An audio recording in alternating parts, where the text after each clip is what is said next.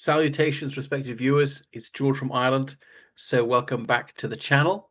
And it's a belated happy birthday to Jimmy Carter, who was president of the United States from 1977 to 1981. He's a Democrat and he lost his re-election bid in November 1980, defeated by Ronald Reagan, a Republican. And now there was stagflation under Carter, but it was also the Iran hostage crisis that sunk him.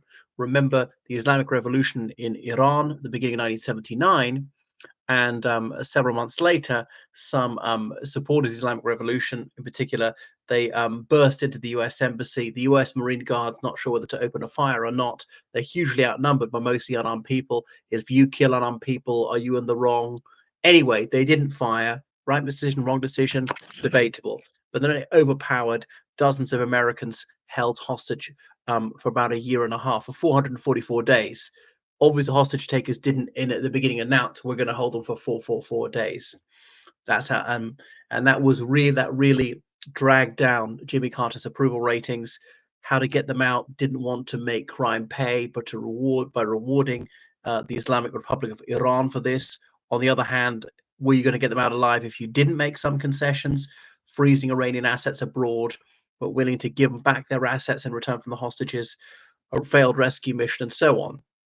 So unfortunately, that marred Carter's presidency, and that dragged him down when there was obviously so much else that was going on. And yes, it was bad for the roughly 50 Americans who were hostages, but what about the, say, 250 million who were not? So he's the 39th president of the United States. He was the most recent one to come from Georgia. And yeah, he's recently turned 100. So no US president has ever lived to such an advanced age. Though several have lived into their 90s. So he's born in Plains, Georgia. So his dad was a farmer, and they also point out he's the first U.S. president to be born in a hospital. You might say, "What? Where are the others?" Because remember, people are usually born at home because it's obviously pregnancy, childbirth is not a disease. What's a hospital got to do with it? You know, for millions of years, women were giving birth at home and helping each other, and midwives were people who were just informally designated midwives, learnt on the job. So he was of largely English stock. Anyway, so he lived in a very small town, and his father had a shop as well as owning farms. And so Jimmy Carter, he moved around a lot. Um, and so the times were tough in the American South. Remember, it was the Great Depression when he was a teenager, and obviously this had a major impact on him. So yeah. Anyway, then he joined the United States Navy. It was the beginning of the Second World War. Went to the Naval Academy, and that's how he got a free education. And though he was a white growing up in the American South, he eschewed racialism. Remember, frank racist attitudes were prevalent in the state of Georgia when he's growing up. Don't forget, Georgia had been a slave state. Georgia had been one of the linchpins of the Confederacy, and the state was often festooned with Confederate flags. People think this is our heritage. People his age often say it was their great grandparents who'd fought in this war, and so on. This is so many of the important events of the U.S. civil rights movement took place in President Carter's native state. So there he was. He got a degree from the U.S. Naval Academy because there's a proper academic education they have. But so far as I know, he didn't actually fight in the Second World War. By the time he finished the U.S. Navy, the war was largely over. Yeah. Anyway, so he got married quite young. He's had children. Um, and he remained in the Navy until well after the war. So it was not just he didn't just do it for education or whatever. So it involved the nuclear submarines and so on. So yeah, he finally left the Navy in the mid 1950s. He'd been involved for something like 15 years, and then moved back to Georgia. Was elected to the Georgia State Legislature, and one of the hot topics was the desegregation of schools. So, and he was definitely said no. Of course, children should mingle with other races. Segregation is an abomination, and he was a vociferous admirer of President John F. Kennedy, whose presidency coincided with Jimmy Carter's foray into the Georgia State Senate. So then, even though he'd been in the state senate a short time, that's when he made a gubernatorial run. that is to win the governorship of his state. But and he failed a couple of times, but then finally in 1971 he won the governorship, and it was really on an anti-racism ticket, which was a courageous thing to do. And here's part of the Democrats. A lot of them in the 1950s were overt racists, and the Republicans were seen as more anti-racist. And obviously, by the 1970s, the white supremacist element in the Democrats had been far from purged. Anyway, so he had a very difficult financial situation to sort out when he was there. The 1976, he decided he was going to seek the presidency against that Joni chap never elected by the people or even the Electoral College, the presidency. That's Gerald Ford, because you remember Spiro Agnew, the vice president, he'd resigned as vice president, some scandal.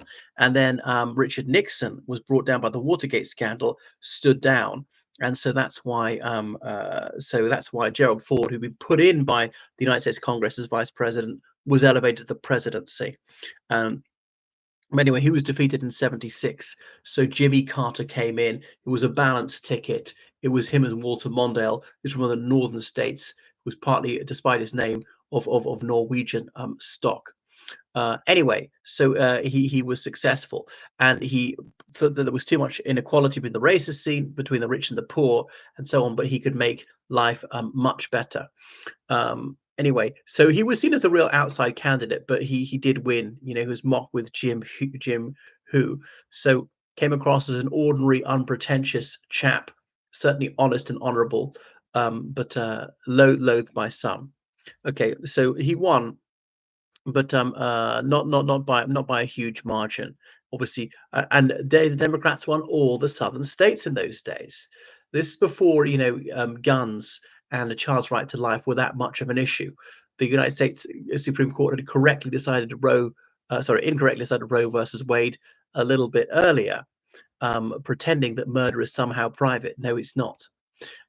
Okay, but he had a good relationship with Gerald Ford, who's his predecessor, and that's why the transition was smooth.